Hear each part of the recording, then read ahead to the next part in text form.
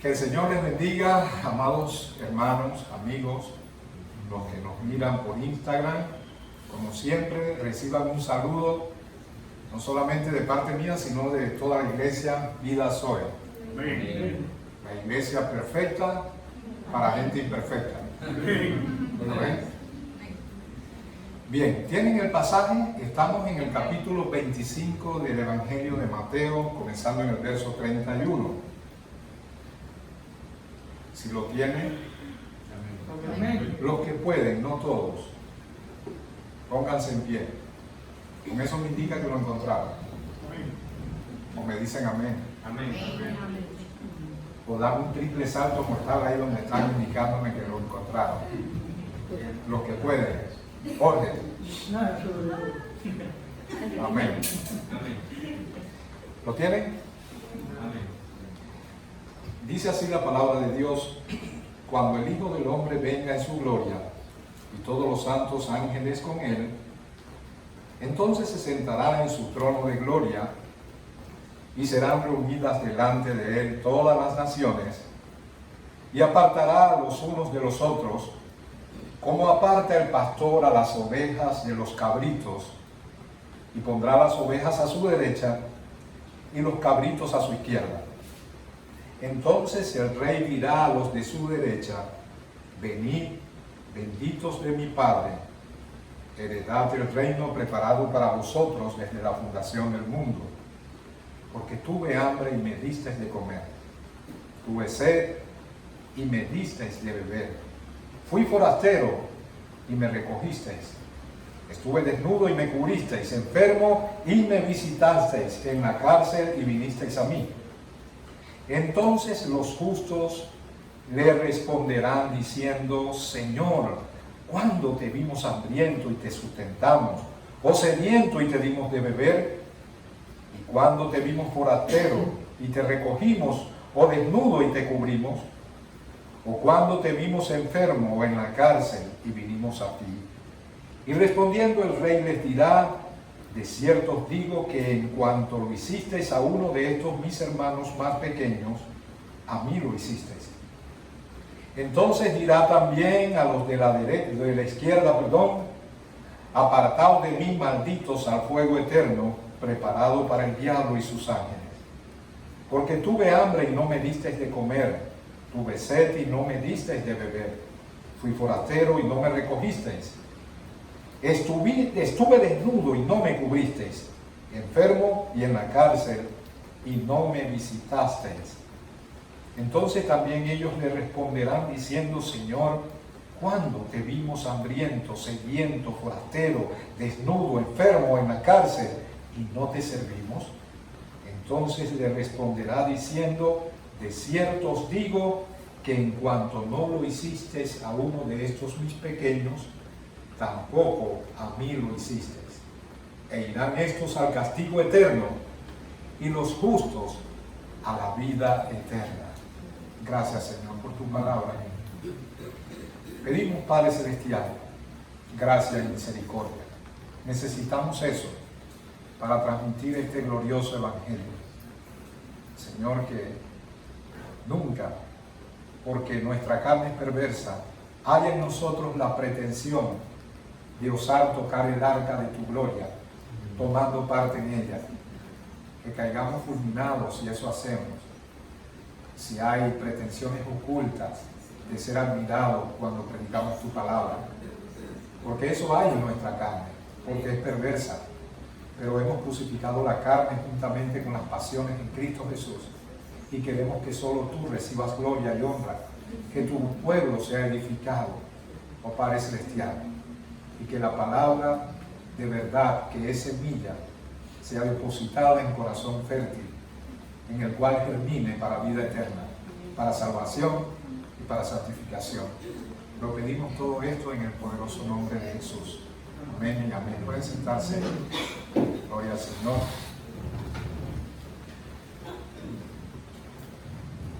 En cada época de la historia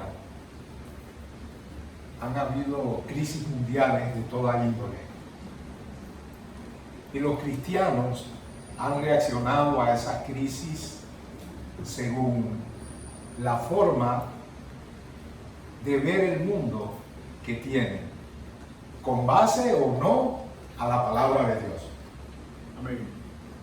Cada generación de creyentes ha respondido a estas crisis, cualquiera que sea, crisis sociales, políticas, económicas, de salud, o peor aún, escenarios de guerra, de persecución.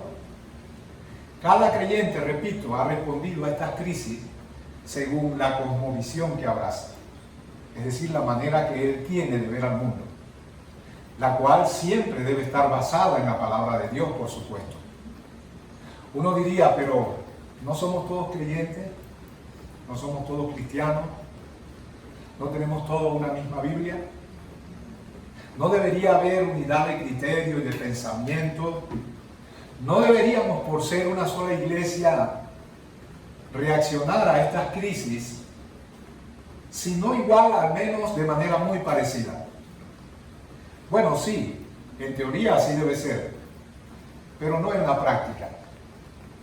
Alguien dijo que las cosas son como son y no como deberían ser. ¿Qué es lo que debería ser?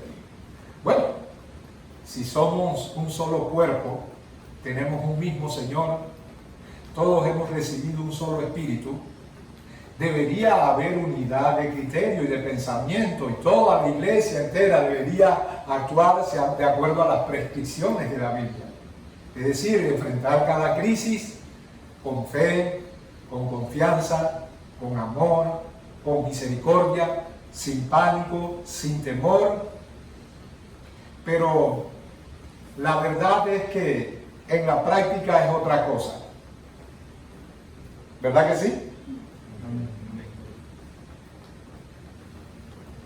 No siempre la Biblia o la visión cristiana ha gobernado la forma de actuar de la iglesia, por diferentes razones. Primero, porque hay una diferencia entre la iglesia mística, es decir, los creyentes de todas las épocas a lo largo de la historia, los que están presentes a lo largo y ancho de todo el mundo. Esa es la iglesia invisible, que no podemos saber quién es y quién no es. Pero hay una expresión de la iglesia en su sentido más puro, que es más terrenal, es la iglesia local. Y tenemos un fenómeno con la iglesia local, y es que está compuesta de un grupo mixto de personas. No todos son creyentes, no todos los que se congregan en una iglesia, y más en estos tiempos de apostasía, donde el verdadero mensaje del Evangelio ha sido secuestrado. Tenemos iglesias donde se llenan cada día más de inconversos. Gente que ha hecho profesión de fe, eso significa profesan ser cristianos. Cristianos nominales, de nombre, pero sin una experiencia real de conversión. Así que esa es una de las razones por las cuales no hay criterio unificado. Otra es, siguiendo con lo de que la iglesia es un grupo mixto, el hecho de que entre los mismos creyentes que han nacido de nuevo hay diferentes rangos espirituales, unos son más maduros que otros, y muchas otras cosas más. ¿Y qué decir del impacto del mundo adentrándose en el seno de la iglesia para desvirtuar el verdadero mensaje? Así que repito, aunque así debería ser, lo cierto es que, y más en estos tiempos, que Pablo profetizó que iban a ser tiempos de gran apostasía. Entonces, no siempre hay unificación de pensamientos. ¿Amén? Amén. Miren, a mí me sorprendió gratamente hace un tiempo atrás, creo que al principio de esta pandemia, saber cómo los reformadores enfrentaron la crisis de salud más temible y mortal que ha habido en la historia, sobre todo Martín Lutero, y otro que fue su compañero, que no recuerdo el nombre. Les dije que me sorprendió gratamente porque, y no me estoy alardeando de eso, a final de cuentas el espíritu es uno, y uno se goza cuando uno de alguna manera acierta en la forma en que uno debe actuar ante circunstancias, y luego uno va a la historia o va a gente más madura, con mayor recorrido, y se da cuenta que en alguna medida lo que uno ha hecho se parece a lo que ellos hicieron. ¿Y cómo enfrentaron ellos esa crisis? Bueno, pudieron equilibrar entre dos extremos. Por una parte, no ser controlados por el pánico, por el temor, por la misericordia.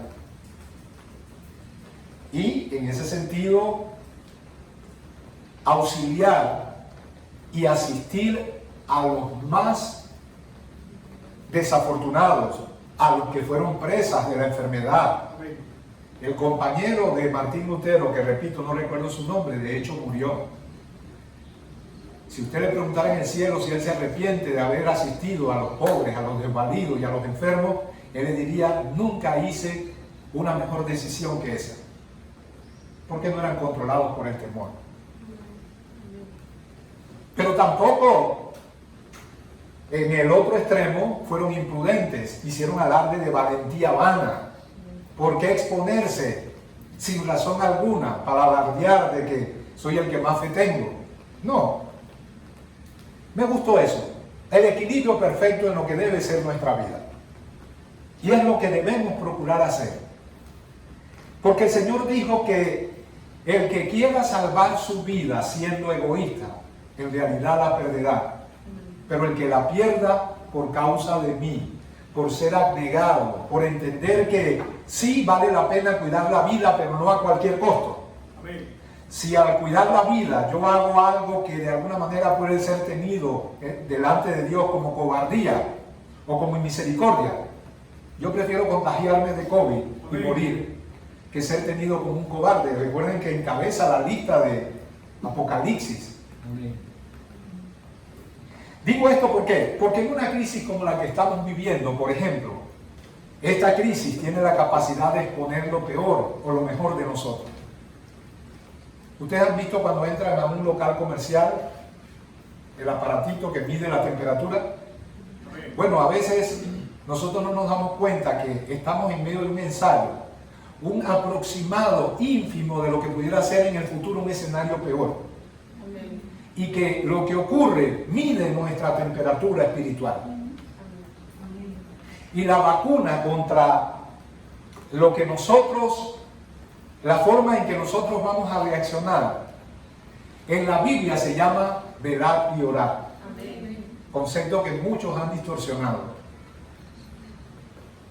Algunos piensan que velar es estar a la caza de la última teoría conspirativa para ver de qué manera yo puedo añadir más información a mi cuadro escatológico. Tengo una amiga, hace rato que no me veo con ella, pero un familiar mío que sí la frecuenta me dice, estoy preocupado, porque cada día dice, mira, ¿sabes qué? Bueno, ustedes conocen, a grosso modo, el anticristo, la marca de la bestia. Y le pregunto, ¿y dónde se congrega? No, no se congrega. Pero ella cree que está velando, porque para ella velar, saben que velar es mantenerse despierto, ¿verdad? Lo contrario a velar es estar dormido. Pero son términos metafóricos. Velar significa estar alerta. ¿Alerta de qué?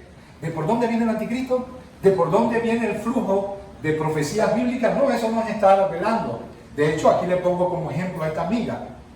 Ella cree estar velando porque está, repito, a la caza de información, pero no se congrega, no ora, no estudia la Biblia.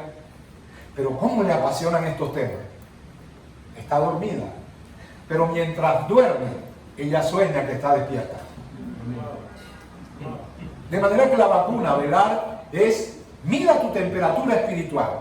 Voy a poner un ejemplo antes de entrar en el tema, porque todo esto es una introducción. Hubo un personaje que no veló cuando debió hacerlo. Y él alardeó de valentía y no lo hizo de manera hipócrita, con toda sinceridad dijo, contigo iré hasta la misma muerte, aunque todos se avergüencen, yo no. Toda la sinceridad del mundo. No conocía el mundo espiritual, no conocía la presión espiritual que se avecinaba, la cual ningún ser humano hubiera podido hacerle frente, porque Pedro era valiente. Seguramente mostró esa valentía en muchas aventuras en alta mar. Andaba con una espada. Yo creo que no era un aditamento decorativo, quizás la usó, para defenderse de los romanos, y él pensó que esa valentía en términos naturales la podía usar en la hora de prueba. Y el Señor, juntamente con Juan y su hermano Jacob, lo lleva a Getsemaní. Le dice: vele. No, yo no tengo tiempo para culto de oración hoy. Yo tengo que afilar mi espada. Hay 4 peces que tengo allá que debo dárselo a la vecina, porque me iba a pagar buen dinero por ello. Así que el Señor va y está en su agonía. Cuando regresa, los 3 dormidos. Pedro, ¿ni una hora has podido velar conmigo? ¿Qué era velar? Era que Pedro no sabía que se cernía sobre él un león rugiente que lo iba a devorar. Y eso de devorar es una figura que implica cuando tú eres devorado. La Biblia dice: velad y orad, porque vuestro adversario el diablo, como león rugiente, anda buscando a quien devorar. Caer en tentación, enfriarse y muchas cosas parecidas es ser devorado. ¿Velas para qué? Precisamente para que eso no ocurra, y en momentos de crisis actuar como debes actuar. Si Pedro hubiera velado, quizás no habría derecho legal de parte de Satanás de pedirle a Jesús, a Pedro, para ser zarandeado. Pero no veló, y en la hora de crisis se descorazonó. Repito, esto es un ensayo. ¿Cómo nos vacunamos en medio de él? ¿Cómo es nuestra preparación para que en un escenario futuro actuemos adecuadamente? Miren, yo no estoy diciendo que, porque ustedes saben que a mí me encanta la escatología, yo no estoy diciendo que no debemos hacer eso. Yo lo que digo es que debe haber un orden de prioridad, y lo que mide mi temperatura espiritual es: examino mi corazón, estoy alerta, soy seducido por cosas que me están seduciendo de parte del mundo, o estoy allí, como en el argot boxístico se dice, cuando un boxeador está bien entrenado, estoy a punto de caramelo y quiero estar así. Por cierto, ustedes saben pues que ese es uno de mis deportes favoritos y que lo utilizo muchas veces como ejemplo. Cuando hay una pelea hay 2 grupos, el fanático y el boxeador. Perdónenme estos ejemplos si a alguno le cae mal. Una vez escuché a Canelo decir que si él sabía de boxeo, y yo no sé nada, yo nada más sé del deporte en sí mismo y quiero ser el número 1. Entonces, si usted le pregunta al fanático, el fanático está buscando: sí, mira, fulano de tal está número 1 en el ranking, pero fulano de tal es el tercero, y en la pelea tal hay una cláusula de rehidratación, y va a pelear fulano con fulano, y se sabe todo el historial. Pero a la hora de la hora él no va a enfrentar a nadie, él está en una banca cómodamente sentado viendo lo que le entusiasma. Pero el que va a batallar de verdad no se interesa en saber quiénes dentro del organismo que representan están en primero o segundo lugar. Él quiere saber si su cuerpo está debidamente acondicionado para la batalla. Y va al entrenamiento y le dice al entrenador: estoy preocupado porque el gancho de izquierda no me sale tan rápido como debe salirme, quiero entrenarme más. Está velando, alerta, para que él esté en las mejores condiciones para la batalla. No sé si el ejemplo fue adecuado o no, pero esto es lo que nos vacuna, el estar velando y orando. Repito, una cosa es importante hacer sin dejar de hacer la otra. ¿Qué cosa? Sigamos estudiando la Biblia y, por supuesto, veamos el fluir de los tiempos. Pero más importante que eso es que hay una batalla que vas a enfrentar en la cual no serás espectador. Y puedes tener toda la información correcta o incorrecta, pero si por no velar y orar no estás en condiciones espirituales, vas a sufrir como Pedro y vas a fracasar. Qué triste es cuando aquel que es oveja se comporta como cabra. Puede ocurrir, ¿eh? Solamente que el que es cabra, pues la Biblia dice: salieron de nosotros, pero no eran de nosotros, porque si hubiesen sido de nosotros, habrían permanecido con nosotros, pero salieron para que se manifestase que todos son de nosotros. Pero el que siendo oveja se comporta como cabra, la disciplina de Dios lo va a hacer entrar en cintura. Pero antes de eso puede descorazonarse y llorar amargamente por su forma de actuar en un periodo donde debió manifestar los quilates de la vida cristiana, y en lugar de eso muestra un cobre de carnalidad porque no se preparó, entretenido con cosas que, si bien pueden ser parte de nuestro buscar información cristiana, no son lo prioritario. Lo prioritario es entrenarnos debidamente, eso es velar, estar alerta, ¿Cómo está mi corazón? ¿Por qué no reacciono como hace años cuando Jesucristo para mí representaba todo? Cuando reunirme en cada culto, cuando alabar al Señor. Eso es lo importante. ¿Cuántos dicen amén? Amén. Ahora bien, dicho esto, entonces vamos a abordar el tema que nos ocupa. Porque de lo que aquí se trata es de diferenciar entre ovejas y cabras. Y yo no quiero abordar este tema desde una perspectiva o una postura escatológica rígida, porque sé que hay varias. Y si lo vemos desde una perspectiva rígida, muchos se prejuiciarán y no escucharán lo que queremos transmitir, que por cierto puede ser recibido por cualquiera, sea cual sea la postura escatológica que tenga. No voy a ocultar la mía, yo creo que todos ustedes la saben.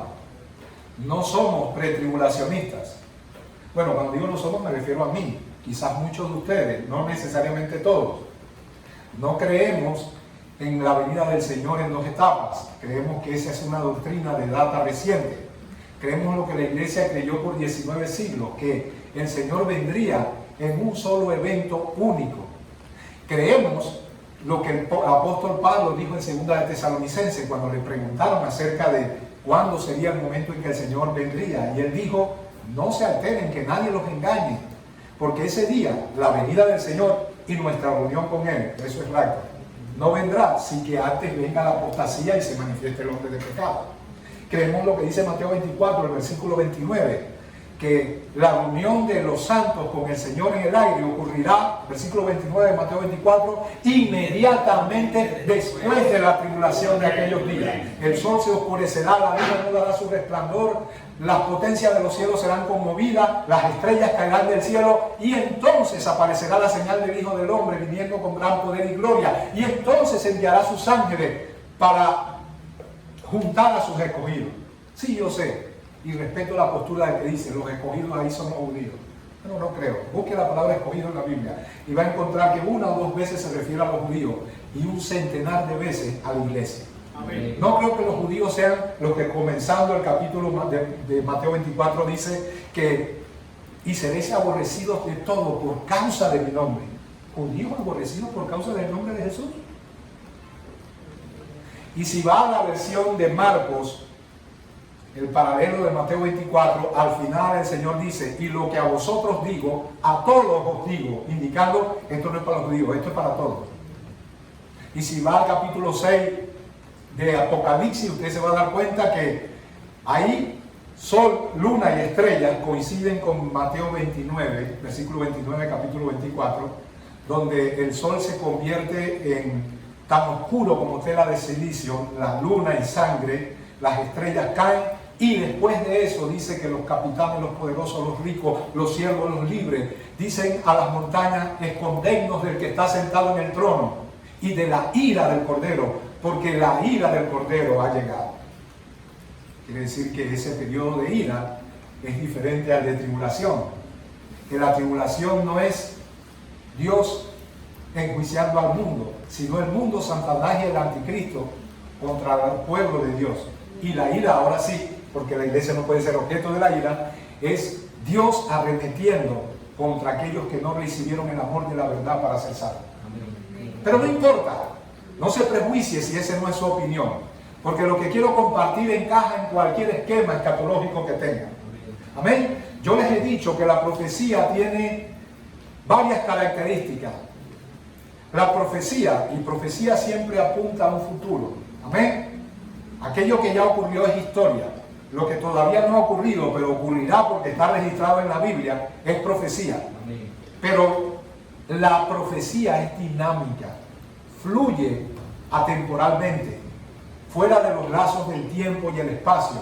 Significa que hay momentos donde se da un cumplimiento parcial, o muchos cumplimientos parciales, y a veces un cumplimiento lejano, final y absoluto. Pero mientras eso ocurre a lo largo de la historia, hay, podríamos llamarlo, presagios proféticos. Les pongo un ejemplo. Creo que ustedes en una ocasión me oyeron hablar del capítulo 12 de Apocalipsis. La mujer vestida de sol con la luna debajo de sus pies. Bien, interpretación correcta, porque no quiero entrar en eso. Sabemos que proféticamente se refiere a Israel. La Iglesia Católica dice que es la Virgen María, y eso de verdad no es una mala interpretación. Sin embargo, no podemos soslayar que hay ciertos elementos de ese pasaje que de alguna manera coinciden con los eventos en los que se vio envuelto María. Es decir, el gran dragón parándose frente a la mujer en cita, esperando que su hijo naciera para devorarlo. Pregunto, ¿acaso no había un dragón, Herodes, cuyo nombre significa dragón rojo, estaba al acecho esperando el nacimiento de él? Entonces, ¿cómo poder interpretar eso sin concluir que el capítulo 12 se refiere a María? Yo se los dije. El capítulo 12 no revela a María. Más bien los eventos en los que se vio envuelta a María son presagios proféticos de esa realidad más alta que se revela en el capítulo 12. ¿Amén? ¿Por qué digo esto? Porque esto es lo que yo quiero que veamos en este pasaje. No un cumplimiento que se ajusta a una determinada postura escatológica, sino uno que es atemporal y que se ajusta a cualquiera, porque esto no solamente es algo que ocurrirá al final de los tiempos, es algo que ha ocurrido y ha estado ocurriendo a lo largo de toda la historia de la iglesia. ¿Ustedes creen que es lógico pensar que las cabras solamente son los que, según una de estas posturas escatológicas, los que asistan a los judíos y les favorezcan? Dije las ovejas, y que las cabras son los que en ese tiempo, según algunos piensan, los que más bien los traten mal, y que los que trataron bien a las persecuciones a los cristianos en el primero, segundo y tercer siglo no pueden encajar dentro de este esquema. Es ilógico. Así que yo quiero responder a la pregunta, porque esta es la que queremos responder.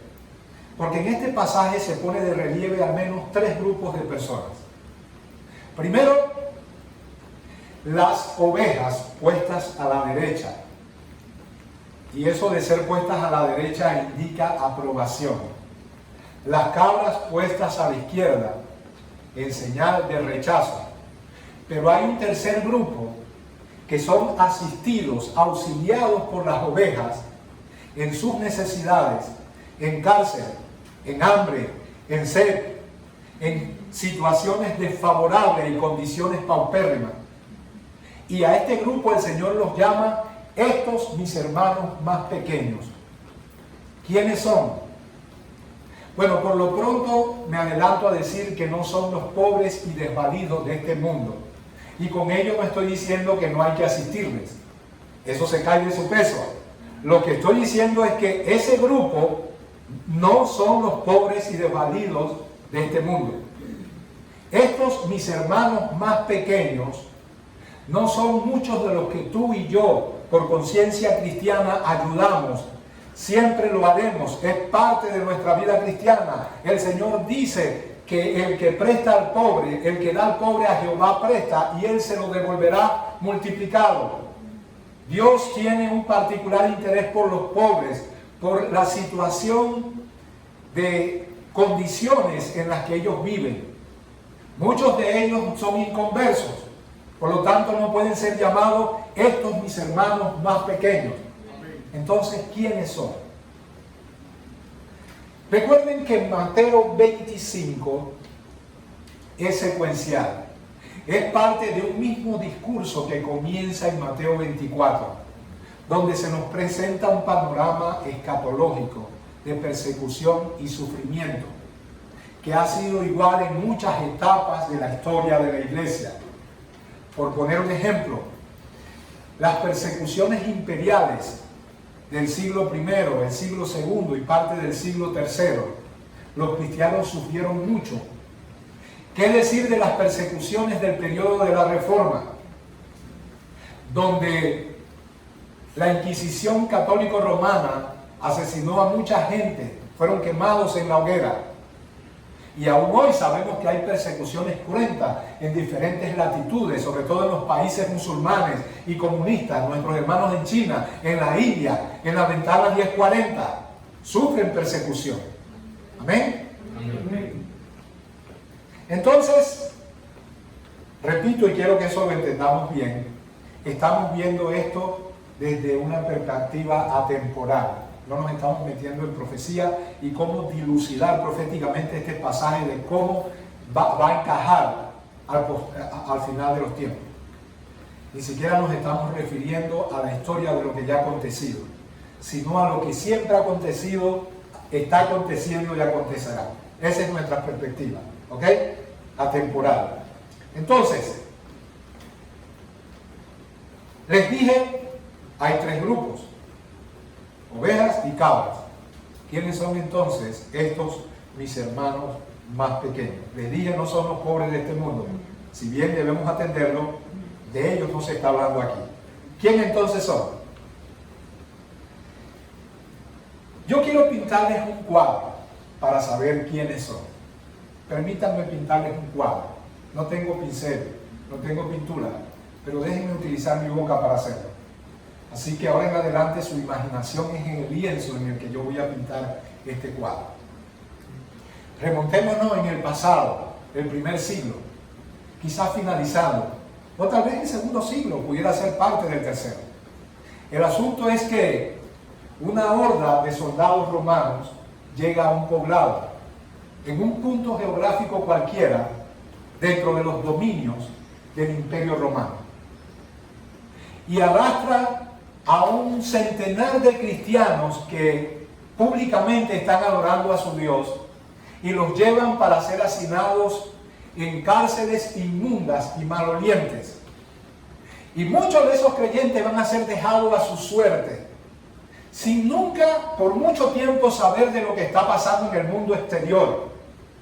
Van a ser desconectados de sus familiares, de sus amigos y de sus hermanos cristianos. Otros de esos creyentes van a correr una suerte peor, porque van a servir de espectáculo y de entretenimiento público en el circo romano, donde miles de personas ávidas de sangre van a ver cómo las fieras los devoran, los despedazan. Entre ellos, hombres, mujeres, niños, ancianos, mujeres encintas y toda clase de creyentes. Otros tal vez van a ser más desafortunados que estos, porque van a ser quemados vivos con alquitrán y puestos en postes, simulando faros para el alumbrado de las calles de Roma, por el sadismo de un emperador llamado Nerón. Y los que queden en los calabozos de Roma pensarán que sus hermanos ya lo han olvidado. Como parte del trato cruel de Roma hacia los malditos cristianos que ellos repudian con vehemencia, no habrá para ellos cuidados de salud, ni tampoco de limpieza. En lugar de un alimento que sea una fuente de nutrición, le darán un mendrugo muchas veces putrefacto, y con toda probabilidad muchos de ellos enfermarán dentro de los calabozos. Así que ellos se sentirán angustiados en grado sumo, olvidados de sus hermanos.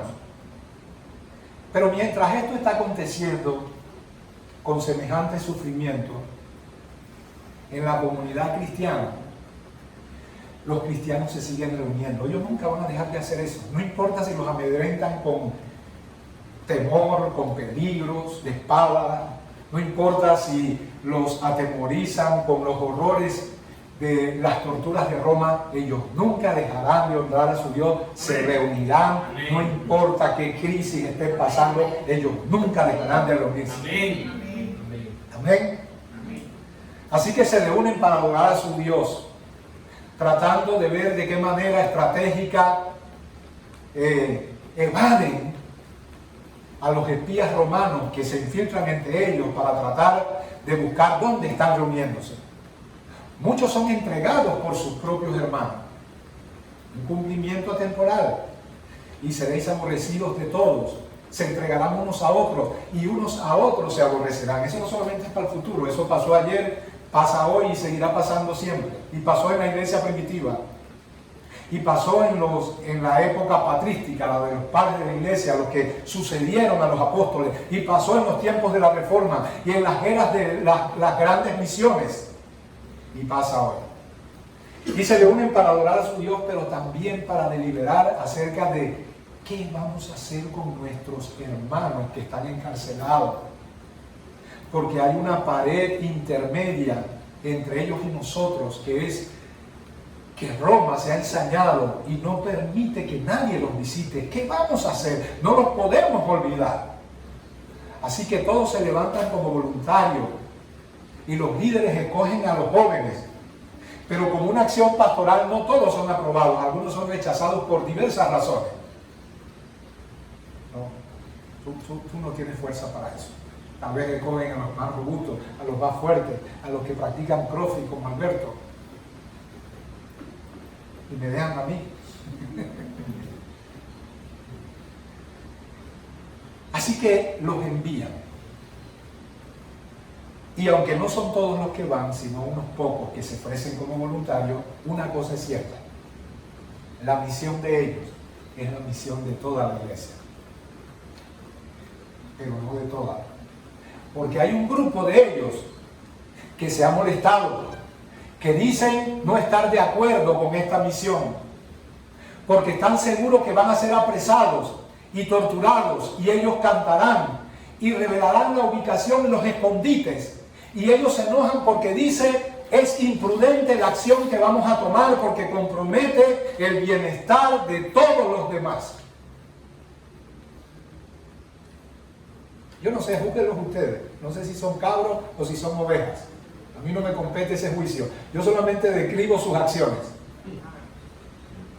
Así que ellos están molestos, pero no son escuchados. Tal vez en esta época lo serían, pero en aquella época prevalecía el amor, la misericordia. No sé por qué están molestos, si al final de cuentas su seguridad nunca ha sido comprometida. Ellos nunca han salido de casa. Ellos no se han atrevido a ir a las catacumbas sabiendo el riesgo que corren de que la soldadesca romana los aprisione. Ellos son los más seguros de todos. Así que no sé por qué se molestan, pero al fin de cuentas la iglesia, la comunidad toda no les hace caso, los desoye porque prima el amor, la misericordia. Los jóvenes que van en esta misión temeraria, suicida, van contentos, ellos no van a regañadientes, ellos se tienen por dignos de sufrir afrenta por causa del nombre de Jesucristo. Ese es el cristianismo verdadero, muy lejos de lo que pasa hoy. Amén. Amén. Por eso dije que la visión o la cosmovisión o la forma de ver al mundo rige diferentes periodos de la historia de la iglesia. ¿Qué decir de hoy, donde el hedonismo, es decir, el cuidado de mí mismo, es lo que prima en la iglesia? La gente no viene a Cristo por amor a Cristo, viene por lo que puede obtener de Él. Vienen buscando las mismas cosas que ya deseaban sin Cristo. Esta iglesia, en cambio, se sentía gloriosa de siquiera tener un poquito de la participación de los sufrimientos de su maestro. Y estos jóvenes no crean que iban a regañadientes. Sí, con el debido cuidado, porque siempre hay que ser prudente. Nunca podemos exponernos a peligro por deporte. Aquí está COVID, ven, contágiame. No, pero si hay un hermano sufriendo, ya es riesgo de padecer. Entonces yo no debo actuar como cabra, como oveja, corro el riesgo, porque para mí es más importante glorificar a Dios que salvar mi vida. Amén. Pablo dijo, en nada tengo preciosa, ni estimo preciosa mi vida para sí mismo, con tal de que acabe la carrera. Hoy yo quisiera que la iglesia tuviera esas garras. Y que mi cuidado, y que no sé qué. Por eso dije, en este momento crucial, es un ensayo apenas insinuado de un posible escenario peor, en un futuro inmediato, donde si no apruebo aquí, mucho menos aprobaré allá. ¿Y qué es lo que me hace aprobar aquí? Si me mantengo en vela. ¿En vela de qué? ¿De cuándo viene la marca? ¿De cuándo viene el anticristo? En vela de mí mismo, de mi condición espiritual. Eso es lo único que me importa.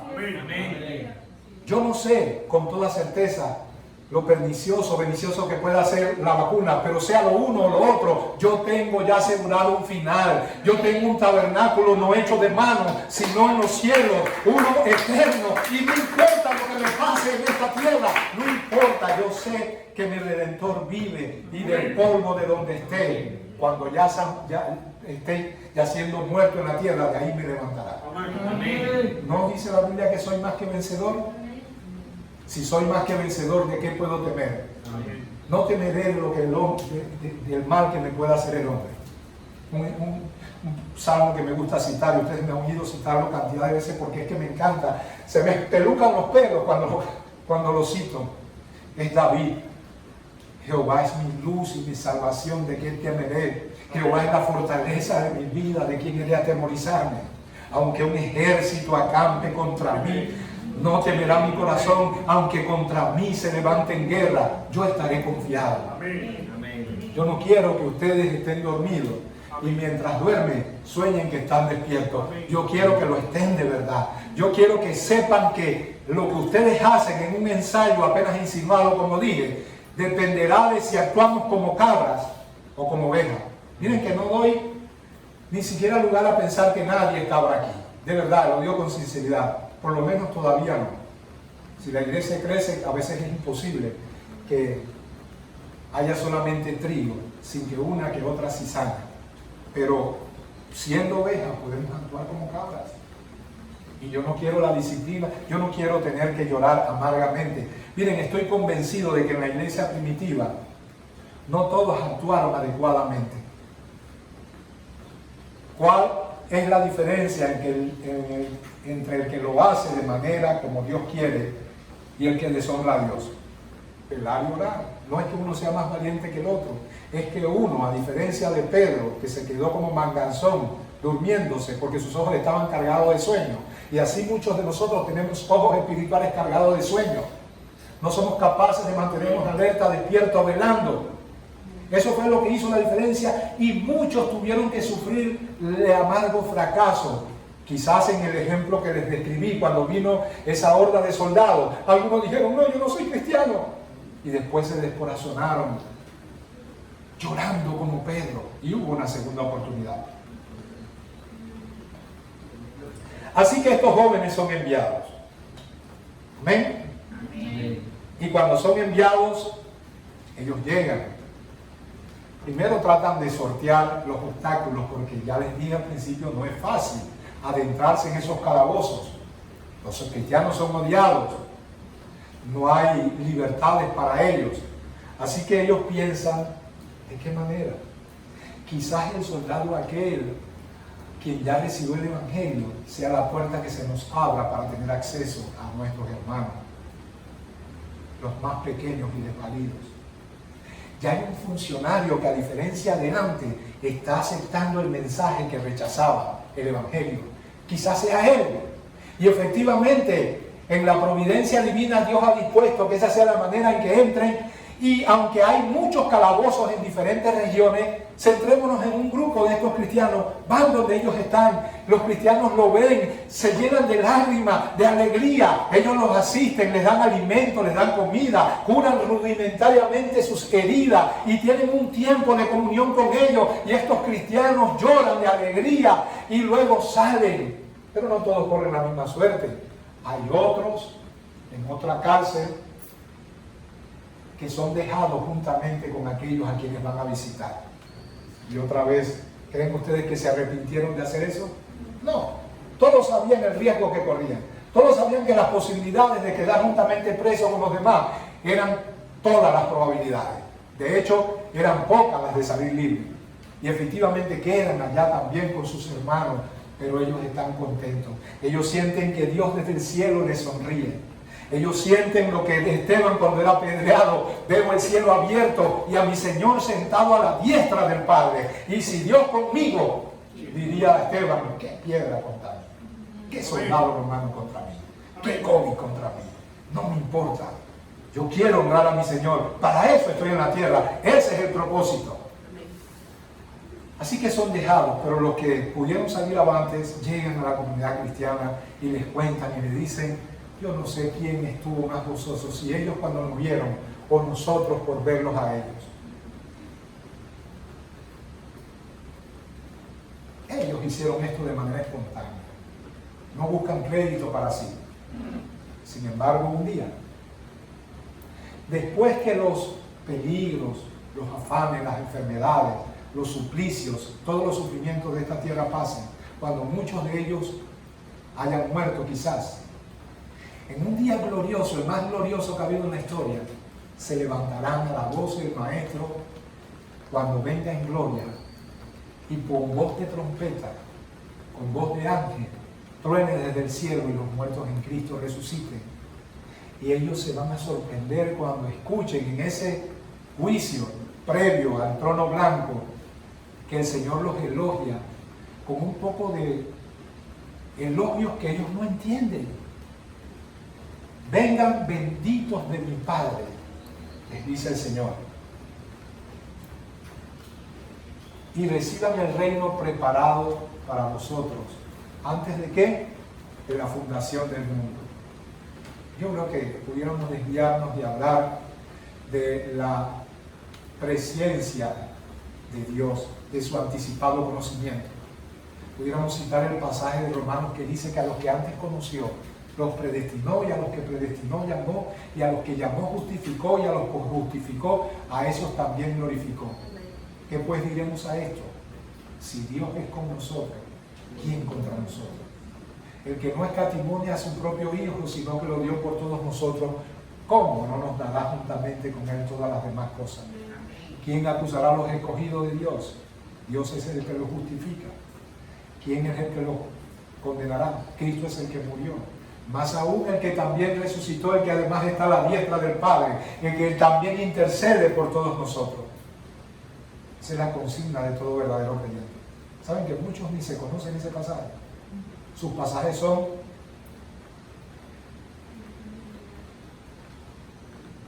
¿cómo dice el pasaje? Hasta se me olvidó el pasaje.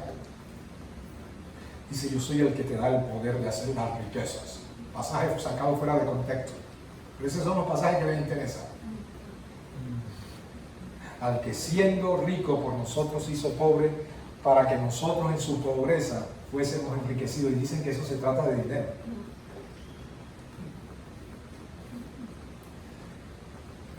Que el Señor tenga misericordia. Amén. Amén. Así que ellos van a hacer una pregunta porque se van a sorprender. Estuve enfermo, ustedes me sanaron, tuve sed, me dieron de beber, hambre, me dieron de comer, en la cárcel me visitaron, fui forastero y vinieron a mí. Y ellos con un gran signo de interrogación en la cabeza dirán, Señor, ¿cuándo hicimos eso? Y la respuesta del Señor será, por cuanto lo hiciste a uno de estos mis hermanos más pequeños, a mí lo hiciste. ¿Quiénes son estos mis hermanos más pequeños? Son los cristianos a quienes Dios les da el privilegio de padecer como ningún otro en los momentos de crisis mundial que tienen que ver especialmente con persecución a la iglesia. Son los que en el primer siglo, la iglesia apostólica, fueron llevados a los calabozos, en el segundo, el tercer siglo, y fueron devorados por las fieras y quemados vivos, o estuvieron hacinados en calabozos por mucho tiempo, desconectados del mundo exterior, sin ver la luz del día. Esos son mis hermanos más pequeños que por causa de Cristo sufrieron afrenta, fueron humillados, anduvieron errantes, desnudos, pobres, angustiados, de los cuales el mundo no es digno. Esos son mis hermanos más pequeños. Pero yo quiero que noten algo aquí, y no quiero extenderme mucho hoy. Y es que ellos muestran asombro. ¿Y por qué muestran asombro? Noten que es lo mismo que le ocurre a las cabras, porque ellos dirán, el Señor también les dirá otro tanto, estuve enfermo y ustedes no vinieron a visitarme en la cárcel y tampoco lo hicieron, tuve hambre y no me dieron de comer, sed y no me dieron de beber. Piensen en estos hermanos que se oponían a que fueran enviados en misión secreta estos jóvenes para asistir a los que estaban en las cárceles sufriendo penalidad, tortura. Ellos estaban tratando de proteger su condición de vida. Ellos estaban muy desanimados. Ellos estaban diciendo, hey, ¿sabes qué? Si nos vienen los soldados a arrasar, yo no sé, pero yo los denuncio. Yo voy a decir que en la casa de Alberto Quiroz se reúnen un grupo de cristianos y que se los lleven presos. Porque a mí, y yo que tengo un mundo por delante lleno de prosperidad y de éxito, no me van a coartar mi mundo, porque yo vine a esta tierra porque soy el Hijo de Dios y yo estoy, ¿cómo es? ¿Cómo? Cabeza y no cola. Yo soy cabeza y no cola. Y yo estoy bendecido y en victoria. Y nadie me va a quitar esta victoria. Allá que se los lleve el diablo a esos hermanos. ¿Quién nos manda a ser imprudentes? Amén. Pero quiero terminar con esto. Porque el asombro fue igual para ambos. Las ovejas se asombraron de que el Señor los elogiara con estas palabras y preguntan ¿cuándo hicimos estas cosas? Y las cabras se asombran de que el Señor los acusara con otro tanto de cosas. Y ellos también dicen ¿cuándo nosotros dejamos de hacer aquello? ¿Saben por qué? Porque la bondad y la maldad de unos y otros es espontánea y natural. Y cuando haces algo espontáneo y de modo natural, no tienes conciencia de ello. La vida cristiana debe ser así, espontánea y natural. Al principio quizás tengas que esforzarte por negarte a ti mismo, por rechazar el pecado, por presentar tus miembros en sacrificio vivo. Y lo haces no pensando que haciendo estas cosas ganas una posición de madurez. No, lo haces como un acto de humillación diciendo Dios, no quiero que el pecado haga presa de mí, pero sé que al abstenerme no estoy viviendo lo que debo vivir, solamente lo pongo delante de ti para que tu gracia venga sobre mí y mañana ya no tenga que sacrificar eso, para mí sea espontáneo vivir de esa manera. Amén. Ese es el ideal cristiano. ¿Ven? No reine pues el pecado en vuestros miembros. Ten cuidado, vela, porque el pecado quiere reinar en tus miembros, vela. No veles buscando para ver la última información de última moda de los conspiranoicos, no. Sí, también, pero vela principalmente para ver las intenciones de tu corazón, los movimientos más sutiles de tu carne. Vela en ese sentido para que el enemigo que anda alrededor tuyo buscando a quien devorar, no te devore. Amén. Vela porque no sabéis el tiempo de mi venida. Y si no es velas, tú tendrás que llorar amargamente como Pedro, fracasarás. Probablemente hasta te creas fuera. Como se creyeron los apóstoles muchas veces. Entonces en eso consiste el velar. Y miren lo que termina diciendo. Había muchas cosas que yo podía compartir, pero siento que no voy a hacer largo hoy porque ya lo fui el domingo pasado. No quiero volverlo a hacer. Entonces les responderá diciendo, de cierto os digo, en cuanto no lo hiciste a uno de estos más pequeños, tampoco a mí lo hiciste. Y noten que, a diferencia de otros pasajes, los anteriores, el pasaje de las 10 vírgenes, las 5 prudentes y las 5 insensatas, la parábola de los talentos, 2 que fueron aprobados y 1 que fue rechazado.